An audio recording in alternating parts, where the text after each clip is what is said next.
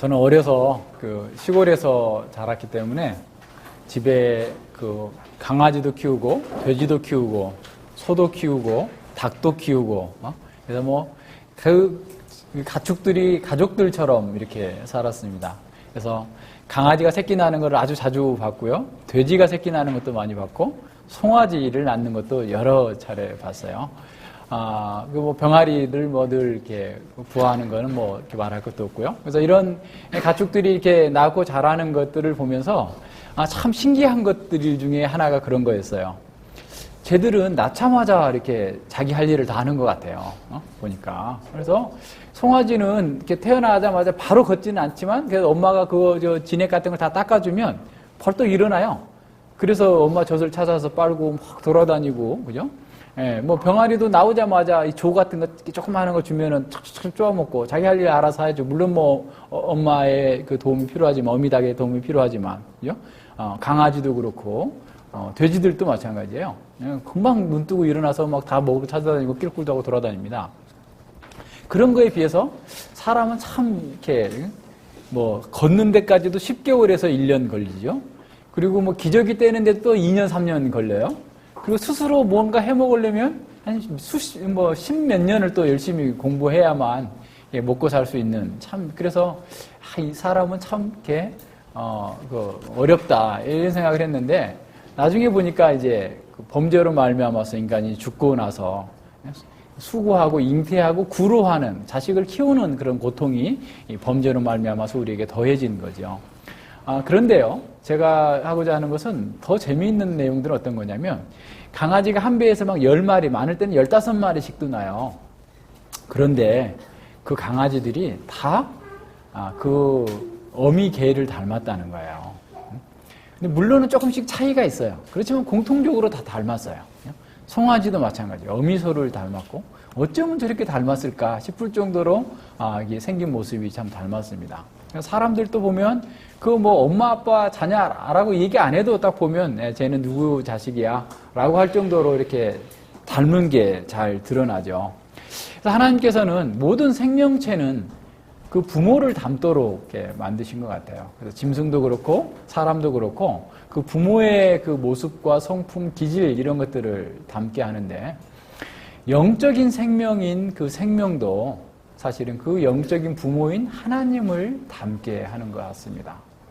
그래서 하나님의 사람으로 거듭난 사람은 그가 누가 됐든지 간에 어떤 환경에서 어떤 삶의 그 방식과 태도를 살았든지 간에 하나님을 닮게 돼 있어요. 뿐만 아니라 그 하나님의 형제들을 닮는다라는 거예요. 그러니까 거듭난 사람들이 또 다른 사람들 속에서 하나님의 형상이 빚어지고 같이 또 닮는 그런 모습을 보게 되는 거죠. 그래서 세상에는 사람들끼리 하는 말이 피는 물보다 진하다라고 하지만 사실은 그것을 우리의 영적인 상태로 적용해 본다면 성령은 피보다 더 진하다. 성령으로 거듭난 사람은 피를 나는 육신의 형제보다도 더 닮고 더 진한 사랑을 나눌 수 있는 그런 사람들이 됐다라는 것을 보게 됩니다. 우리가 믿음으로 구원받았다, 거듭났다 할지라도 우리 스스로 자존할 수 있는 것은 아니에요. 우리는 늘 하나님께 의존되어 있을 뿐만 아니라 교회에게, 다른 형제들에게 의존되어 있어야 됩니다. 그래야만 그 생명이 유지될 수가 있어요. 그러니까 거듭난 하나님의 생명을 가졌다 해서 자기가 혼자 알아서 살아갈 수 있는 사람이 없어요. 그러니까 우리가 사람이 이렇게 계속해서 의존돼서 살아가는 것처럼 우리가 지금까지 살아오는 것들도 우리에게 직간접적으로 얼마나 많은 사람들이 우리를 섬기고 우리가 이 자리까지 올 수 있도록 만들어줬어요. 그것처럼 예수님 믿고 거듭난 생명 또한 스스로 알아서 커갈 수가 없어요. 그래서 우리는 교회사 가운데 수많은 위대한 성도들에게 빚을 지고 있고 또 이런 교회의 우리 앞선 선배들의 빚을 지고 있고 지금도 우리 옆에 있는 형제들과 이웃들에게 의존되어 있어야만 제대로 된 생명을 갖고 있는 거예요. 만약에 이 몸 지체가 하나 떨어져 나가 있으면 그건 제대로 기능을 할 수가 없어요. 죽어 있는 것과 마찬가지로 우리가 하나님의 생명을 가졌다라고 하는 것은 하나님께 의존되어 있을 뿐만 아니라 교회와 다른 성도들에게 의존되어 있다라고 하는 사실을 잘 기억해야 됩니다. 그래야만 우리가 범사에 겸손할 수 있고 또 이 생명을 주신 그 하나님의 뜻을 잘 분별할 수가 있는 거죠. 오늘 이 데살로니가 전서 2장 13절과 16절에서는 바로 그것을 보여주는 것 같아요. 이 데살로니가 성도들이 바울을 닮고 예수님을 닮고 또 다른 교회와 다른 성도들을 닮았다. 그래서 서로 의존되어 있음을 이렇게 보여주고 있습니다. 먼저 13절에 보면 바울은 우리가 이렇게 말씀합니다. 우리가 하나님께 쉬지 않고 감사함은 너희가 우리에게 들은 바 하나님의 말씀을 받을 때에 사람의 말로 받지 아니하고 하나님의 말씀으로 받음이니 진실로 그러하다. 이 말씀이 이 믿는 너희 속에서 역사하느니라 라고 말씀하고 있어요. 여기서 하나님, 우리, 너희가 상호 의존되어 있는 상호작용 속에 있음을 일단 바울은 얘기하고 있는 겁니다. 데살로니가 교회가 받은 것은 사실은 바울이 전해주는 설교였어요. 그런데 그 설교를 하나님의 말씀으로 받았다라는 겁니다. 그랬더니 그 말씀이 그들 속에서 역사해서 열매를 맺게 만들었다라고 얘기하는 것이죠. 그러니까 설교의 메시지를 하나님께로부터 받았고 그 하나님의 말씀을 그들에게 전달해 줬더니 그들은 그 말씀을 통해서 듣고 변화를 받고 말씀에 합당한 열매를 맺는 그런 역사가 그들 속에서 이루어졌다라는 거죠. 그래서 그것을 통해서 바울은 다시 한번 그들을 바라보면서 데살로니가 교회를 바라보면서 감사를 하고 있는 이런 상황입니다.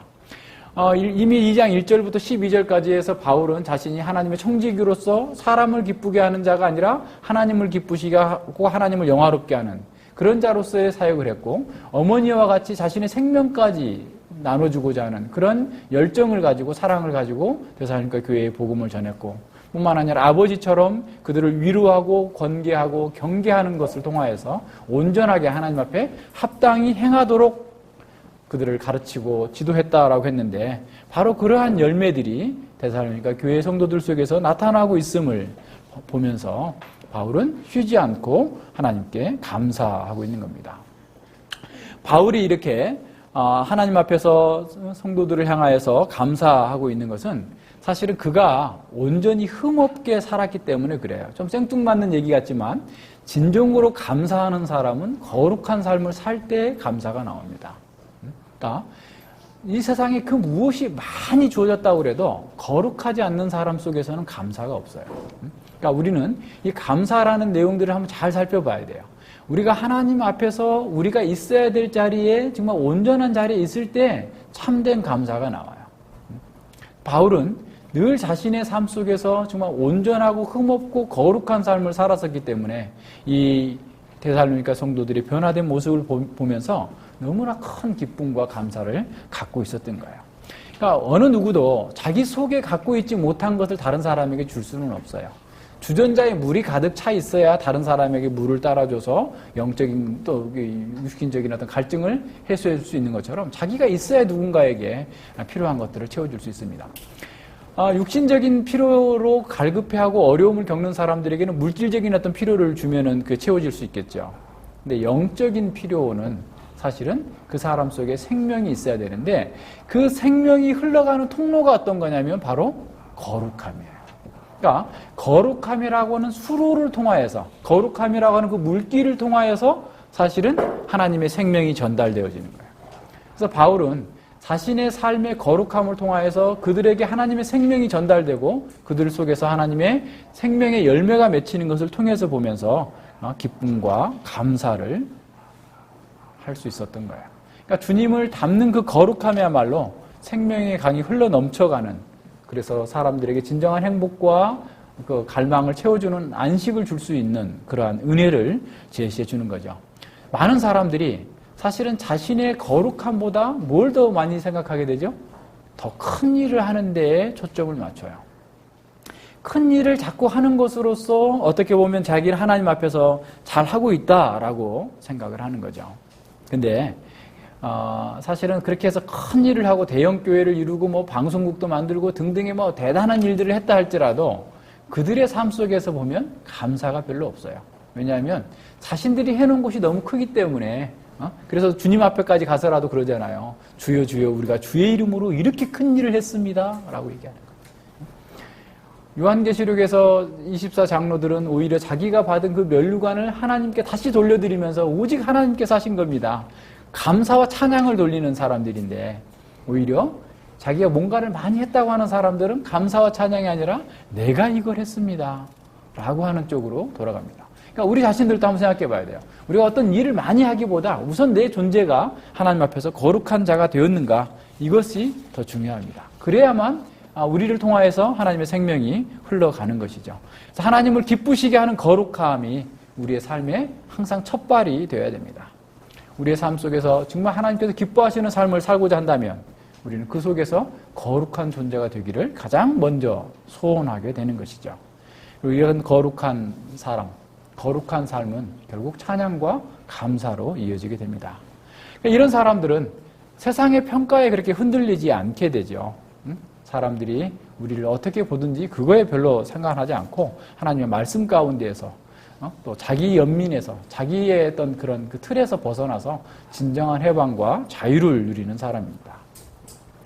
바울과 그 동역자들이 이렇게 기쁨으로 감사와 찬양을 할 수 있었던 것은 그들 자신이 거룩했기 때문에 그래요. 거룩함 속에서 그들이 준비되어졌기 때문에 그렇습니다. 제이시 라일 목사님은 거룩이라는 책에서 이렇게 말합니다. 모든 은혜의 방편들이 외치는 것은 거룩한 사람이 되라고 노력하라는 것뿐이다. 하나님께서 당신의 한 가운데에서 행하신 모든 자비의 기적들이 외치는 것은 너희는 거룩하라, 너희는 거룩하라 라는 음성이다라는 거예요. 그러니까 뭘 하기 전에 하나님께서 우리에게 은혜 베풀어 주시고 은혜 가운데서 살고 있다고 한다면 우리는 먼저 하나님의 사람답게 하나님께서 원하시는 자리에 들어가 있어야 된다라는 겁니다. 하나님을 닮고 하나님께서 기뻐하시는 사람 속에서 이렇게 끊임없는 감사가 나오는 것. 그러니까 우리에게 만약에 감사가 부족하다면 역으로 추적해보면 우리가 혹시 이 하나님과 닮는 것보다 세상을 더 많이 닮아 있지는 않는지 이런 부분들을 한번 생각해 봐야 돼요. 우리가 꼭 뭘 받아서 감사하는 것이 아니라 내가 정말 하나님 앞에서 하나님의 은혜를 체험했다고 한다면 우리 속에서 늘 감사가 넘쳐야 돼요. 그것이 우리의 거룩함의 어떤 하나의 증표가 되기도 합니다. 두 번째로 바울이 이렇게 감사할 수 있었던 것은 상고를 통과한 감사예요. 그냥 입 바른 소리로 하는 그런 감사가 아니다라는 겁니다. 사도는 그 데살로니가 교회에서 사역을 하는 동안 정말 뼈 빠지는 수고를 한 상태예요. 정말 해산의 수고를 했고 그들이 온전히 성장하기 위해서 계속해서 염려하고 근심하면서 밤낮으로 수고하면서 이 복음을 전하고 난 뒤에 주어지는 그런 감사입니다. 그들은 어떤 어려움 속에서도 하나님의 사람답게 온전한 모범을 보이기 위하여서 헌신했고 정말 눈물을 흘리며 씨를 뿌리는 사람처럼 최선을 다해서 그 모든 일들을 다 행했던 그런 사람들입니다. 물론 우리가 이렇게 열심히 했다고 그래서 로마서 9장에서 바울이 얘기하고 있는 것처럼 우리의 구원이 원하는 자로 말미암음도 아니요 다른 박질하는 자로 말미암음도 아니다라는 것은 사실은 불변의 진리예요. 그러나 바꿔서 생각해 보면 우리에게 원하지 않는데 구원이 주어질까요? 달리지도 않는데 구원이 들어올까요? 바꿔 생각해 보세요. 우리가 원해야 되고 우리가 그걸 해야 되는 거야. 주저앉아서 아무것도 하지 않으면서 성경 공부도 하지 않고 기도도 하지 않고 자기가 그냥 자기 육신의 욕망대로 살면서 구원이 우리에게 그냥 뚝 떨어질 거라고 생각하는 것은 그건 말이 안 되는 것이죠. 그러니까 그와 마찬가지예요. 우리가 정말 최선을 다해서 할 수는 없어요. 그럼에도 불구하고 우리는 최선을 다해야 돼요. 왜냐하면 그것이 하나님께서 우리에게 나타내 주신 뜻이기 때문에 그래요. 그래서 우리가 하나님 섭리를 믿는다고 하면 하나님의 섭리의 뜻을 내가 다 알지 못하지만 우선 계시되어진 뜻에 대해서 난 최선을 다해서 열심으로 행하는 거야. 스펄전 목사님은 이렇게 말씀하십니다. 죽은 벌은 은혜의 땅에서나 자연의 땅에서 꿀을 만들어낼 수 없습니다. 하나님의 이름으로 온 힘을 다해 사랑의 수고를 행함과 믿음으로 감당하지 않는다면 여러분의 기대와 제안은 열매를 맺을 능력이 없는 사과꽃처럼 땅에 떨어지고 말 것입니다. 우리는 자연이 우리에게 제공하는 것보다 훨씬 더 큰 힘을 구하지 않으면 실패하고 말 것입니다. 우리는 응답받을 때까지 결코 포기하지 않는 열정을 갖고 주님께 간구해야 됩니다. 최선을 다해서 해야 되는 거예요. 그러니까 사역자로서도 최선을 다해서 이렇게 수고하고 사역을 하지만 말씀을 듣는 사람 입장에서도 최선을 다해서 말씀을 찾고 구해야 됩니다. 하나님께 대하여서 진정으로 감사하는 사람은 자신에게 주어진 그 사역에 최선을 다한 사람이에요. 사랑의 수고로 기긴할 정도로 최선을 다한 사람만이 하나님께 감사할 수 있는 사람입니다. 자, 이러한 사도들의 사역으로 말미암아서 말씀을 들었던 데살로니가 교회는 어떤 교회인지를, 말씀을 받은 교회인지를 한번 보겠습니다. 그들은 설교를 들었어요. 그런데 오늘날 우리 시대에는 설교가 마치 유통기한이 지나버린 소통의 형식으로 느껴지고 있는 거죠. 다시 말하면 설교는 옛날 버려진 그런 의사소통의 하나의 방식이다. 그래서 더 이상 효과가 없다라고 생각하는 거예요. 많은 사람들이 텔레비전에 중독되어 있고 스스로 자존적이고 스스로 독립적인 존재라고 생각하고 있는 이런 시대 속에 권위 있게 하나님의 말씀을 전달한다라는 것이 맞지 않는다, 먹히지 않는다라고 사람들은 생각을 합니다. 그래서 전통적인 설교를 대신해서 영상을 보여주기도 하고 상담을 통해서 보여주기도 하고 찬양도 많이 하고 또는 거기다가 간증도 들려주고, 그래서 설교 시간보다 오히려 설교는 뭐 그냥 요식행위로 순서에 있으니까 하는 거고 간증하고 영상 보여주고 등등의 예화를 듣고 뭐 이런 상태로 가는 거예요. 어떤 사람은 보니까 그 도마가 부활한 예수님을 만나고 나서 이렇게 나는 만지지 못하면 못 믿겠습니다 라고 했을 때 예수님께서 도마에게 너는 보는 거로 믿느냐 보지 않고 믿는 자가 복되도다. 요한복음 20장에서 말씀하시잖아요. 그러니까 그것을 뭐라고 말하냐면, 자 봐라, 보고 믿는 것을 정죄하신 게 아니다. 그래서 우리는 보여줘야 된다 라고 하면서 뭐 중세 시대에 무슨 성화가 어쩌고 저쩌고 막 하면서 그걸 보여줘야 된다는 거야. 그래서 보여주면서 믿게 해야 된다. 이 시대가 바뀌었다라는 거야. 그런데 이런 말은 그 사람은 뭐 오늘날만 하는 게 아니에요. 항상 있어왔던 얘기입니다. 또 오늘날 사람들은, 현대인들은 너무나 문제가 많다. 가정에서 문제, 직장에서 문제, 수많은 스트레스에 쌓여있기 때문에 그런 사람들에게 일일이 다 이렇게 문제를 해결할 수 있는 방법은 개인 상담이 필요하다. 심리 상담을 하고 개인 상담을 하는 걸 통하여서 그들의 문제를 효과적으로 극복해 줄 수 있다라고 얘기하면서 사람들에게 상담을 더 권하는 이런 시대에 살고 있습니다. 그런데 이건 오늘 이때만 그런 게 아니었어요. 보니까 로이 존스 목사님께서 1960년대에 사역할 때도 동일한 얘기를 했습니다. 사람들이. 그래서 로이 존스 목사님이 이렇게 얘기하는 거예요. 설교에 대한 믿음과 신뢰가 떨어질수록 상담에 대한 기대가 높아진다라는 거예요. 그래서 많은 사람들이 설교를 통해서 사람들을 어떤 위로해주고 사람들에게 감동을 주기 위해서 계속해서 어떤 연구를 하다 보니까 이제는 감동이 될 것만 같으면 다 하는 거예요. 감동이 될 수 있는 것들을 다 불러다가 사용하는 거죠. 그래서 본문에 대한 내용보다 자꾸 예화를 찾는데 골몰 하는 거예요, 사람들이. 그래서 전혀 본문과 맞지도 않는 예화를 끌어다 설교하기도 하고, 어쨌든 사람만 감동만 받으면 되니까. 그래서 사람들은 모르니까 이렇게 은혜 받았다라고 하면서 나아가는 것이죠. 본문은 연구하지 않아요. 본문하고 전혀 다른 얘기를 하는 거죠. 그래서 어떤 본문을 설교해도 어떤 목사님은 항상 내용은 동일해. 결론은 똑같아. 복 받는다. 또 뭐 한다. 이런 식의 얘기를 하는 거죠. 그런 것들이 다 뭐냐면 이 설교에 대한 그 신뢰가 떨어져 버렸기 때문에 그래요. 특별히 오늘날에는 이 오락에 광적으로 집착하는, 어떻게 보면 오락에 중독된 사회예요. 그래서 웃기지 않으면 안 된다. 그래서 설교도 재밌어야 되고 웃겨야 되고 사람들에게 익사이팅한 흥분을 제공해 줘야 된다 라고 하면서 어떤 그 드라마 작가가 마치 사람들에게 어떤 얘기를 들려주는 것처럼 내레이티브 설교들이 더 이렇게 많아지고 있는 그런 추세입니다. 그러나 참된 설교는 사실은 인간의 가장 필요한 것들을 다 채워줄 수 있어요. 참된 설교야말로 하나님의 말씀으로 우리에 있는 모든 문제들을 해결해 줄 수 있는 온전한 길입니다. 우리가 각각 개인의 문제 다 일일이 무슨 부부간에 어떤 문제가 있고 직장에서 무슨 문제가 있고 이게 등등에 다 몰라도 돼요. 언제 목사 그걸 다 알아가지고 그걸 다 얘기합니까? 그걸 할 수도 없는 거고 되지도 않는 거야. 원리를 제시해주면 그 원리를 성령 하나님께서 각자의 삶 속에서 적용해 주시고 그 속에서 우리가 그런 해결을 얻을 수 있도록, 치료될 수 있도록 만들어 주시는 거예요. 예수님은 수많은 기적과 이적을 행하셨지만 예수님께서 행하신 것은, 가장 많이 하신 것은 뭐예요? 설교하신 거예요. 가르치신 겁니다. 예수님은 하나님이세요.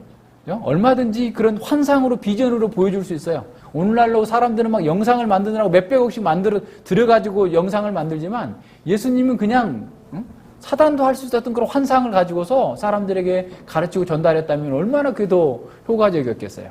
그렇게 사용하지 않았어요. 이적과 기적도 항상 하나님, 예수님 자신의 말씀을 확증하기 위한 하나님 나라의 이적이었다라는 겁니다. 개인 상담을 하지 말라는 게 아니에요. 하지만 그것이 우리의 문제를 해결해 줄 수 있는 게 아니다라는 거예요. 그래서 이런 문제들을 늘 하나님 앞에서 비추어 봐야 됩니다. 사실 데살로니가 교회를 한번 생각해 보십시오. 그들은 당시에 최고의 어떻게 보면 엘리트고 지성인들이었다고 생각했어요. 소크라테스, 아리스토텔레스, 플라톤 등등의 철학자들, 그 전통을 다 가지고 있는 사람들이에요. 스토아학파, 에피쿠르스학파, 뭐 또 등등의 많은 떠돌이 지식인들이 돌아다니면서 가장 최신에 되는 것들을 가르친다고 하는 사람들 속에서 살고 있었던 사람들이에요. 그런데 보기에도 허름하고 보잘것없는 세 사람이 들어와가지고 하나님의 말씀을 전한다는 거예요. 자, 일단은 그거 자체도 거리낌인 거죠. 만약에 우주를 창조하신 하나님께서 자신의 대사를 파송했다고 한다면 정말 로마 황제와 버금가는 그 이상의 어떤 권위를 가진 사람들이 와서 복음을 전해야 되는데 허름한 사람들이 그것도 자기의 먹고 살 문제를 해결해야 되는 이런 사람들이 와서 복음을 전하는 거예요.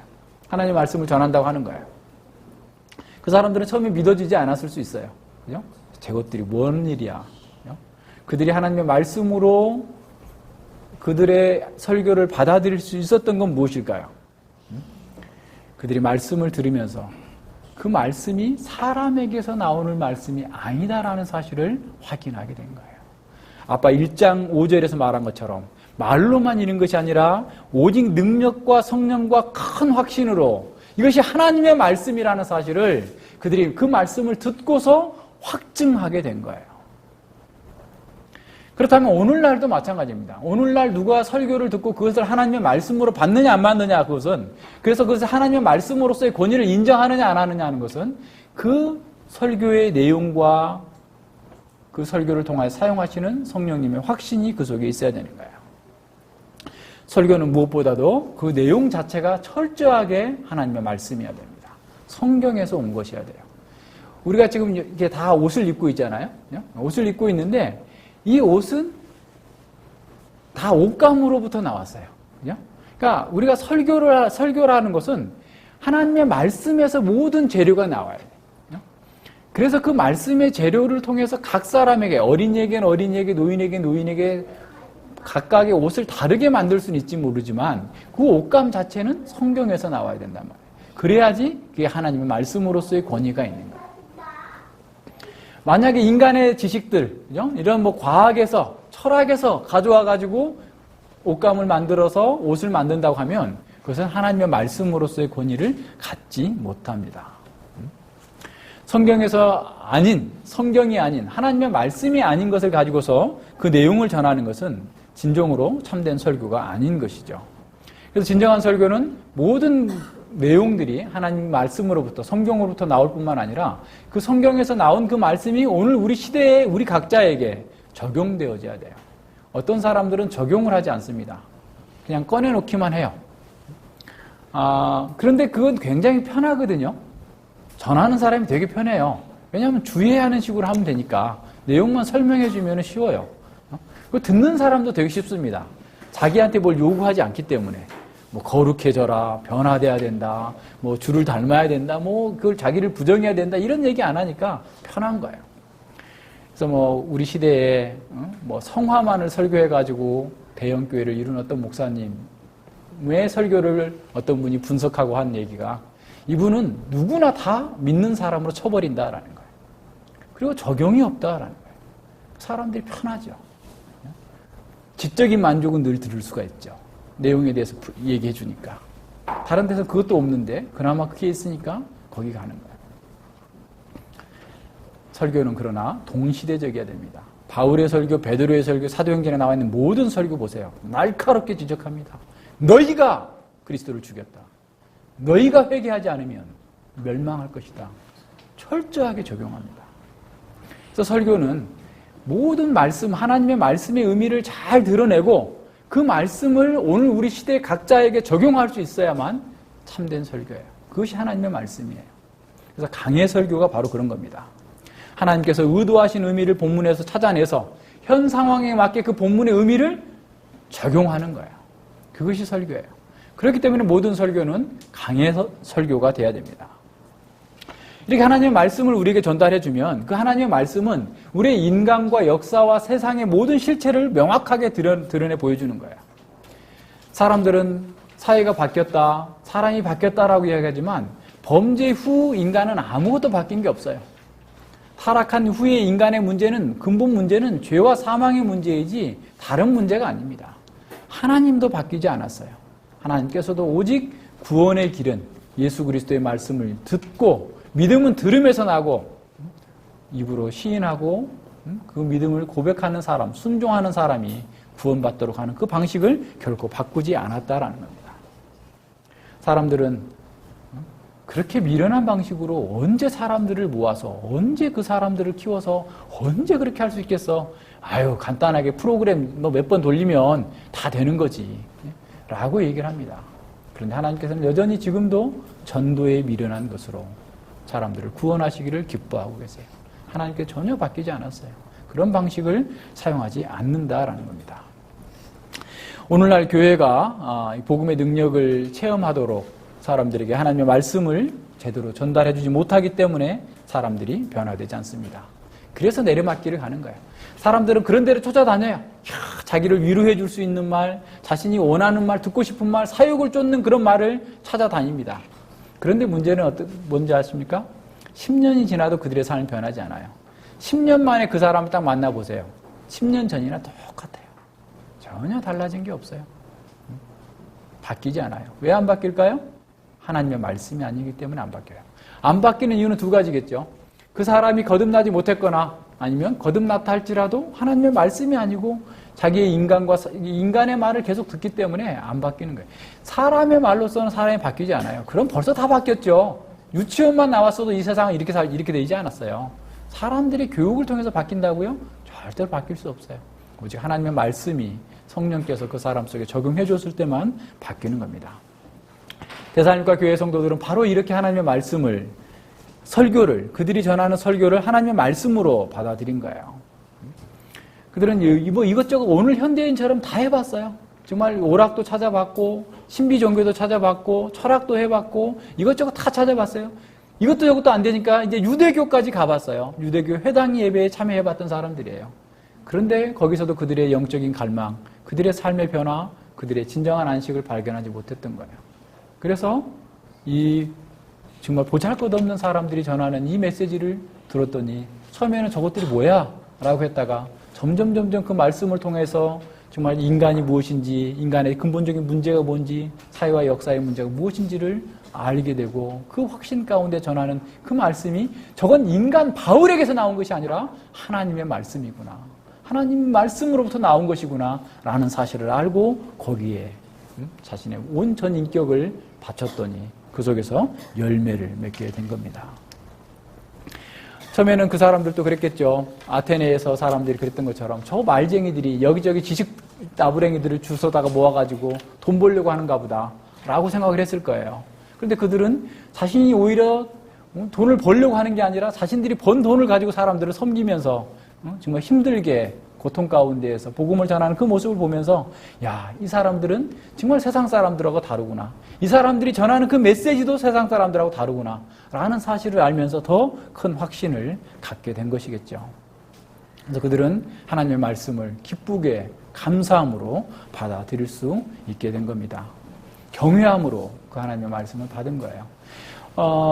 그 사무엘상 24장에 보면 다윗이 인구조사한 이후에 큰 심판을 당하죠. 그런 가운데에서 아리우나의 그 타작마당에서 여호와의 사자를 만나서 회개하고 기도하는 가운데에서 하나님께서 갓 선지자를 통하여서 말씀해 줍니다. 갓 선지자를 통해서 직접 다윗에게 말씀해 주실 수 있는데도 오히려 보잘것없는 갓이라고 하는 선지자를 사용해서 말씀해 주시는데 다윗은 그의 말을 그대로 여호와의 말씀으로 받아들여요. 사무엘하 24장 18절에 다윗이 여호와의 명하신 바 갓의 말대로 올라가니라.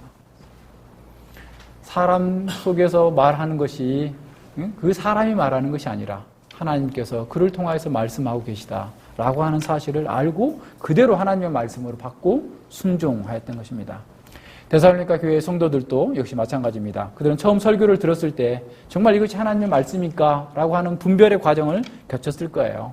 그러나 그들이 하나님의 말씀을 들으면서 정말 이것은 하나님께서 주신 거고 우리의 자신 속에 있는 모든 부패한 것들을 드러내면서 정말 구원받지 않으면 안 된다고 하는 그 놀라운 메시지가 담겨 있음을 알게 되고 그 말씀에 자신을 온전히 내어드린 것이죠.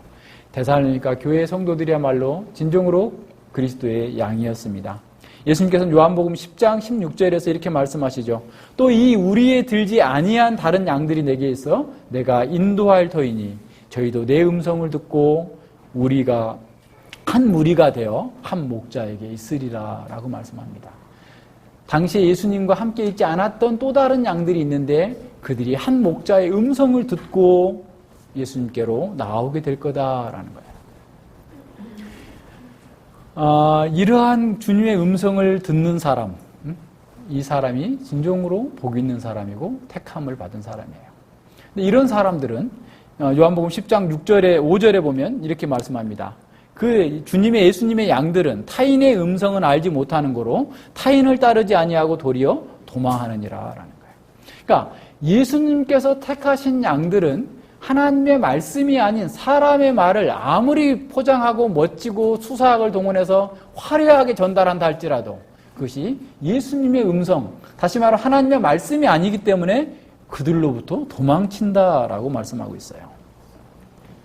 사람들이 아무리 듣기 좋은 허접한 얘기들을 하고 아무리 좋은 얘기들을 하고 정말 대단한 것 있는 것처럼 얘기를 해주지만 하나님의 양, 예수 그리스도의 양은 그것이 하나님의 말씀이 아니기 때문에 거기서 떠난다라는 겁니다. 설교자의 예모가 좋고 화려한 수사학을 사용하고 정말 감동적인 예화를 사용한다 할지라도 그것이 하나님의 말씀이 아니기 때문에 참된 하나님의 양들은 거기에서 떠날 수밖에 없다라는 겁니다. 왜냐하면 그리스도의 양은 그리스도의 꼴을 먹지 아니하면 만족할 수 없기 때문에 그래요. 그리스도의 양은 그리스도의 말씀을 들어야 그 사람이 진정한 영혼의 충만함과 자유를 누릴 수 있기 때문에 정말 우리에게 계속해서 먹을 수 있는 약을 줘야 되는데 물을 줘야 되는데 독이 든 물을 계속 준다고 해보세요. 계속 먹겠어요? 여러분 같으면 먹겠어요? 먹지 않죠. 그거를 분별할 수 있는 사람이에요. 그리스도의 양이 바로 그런 사람들입니다.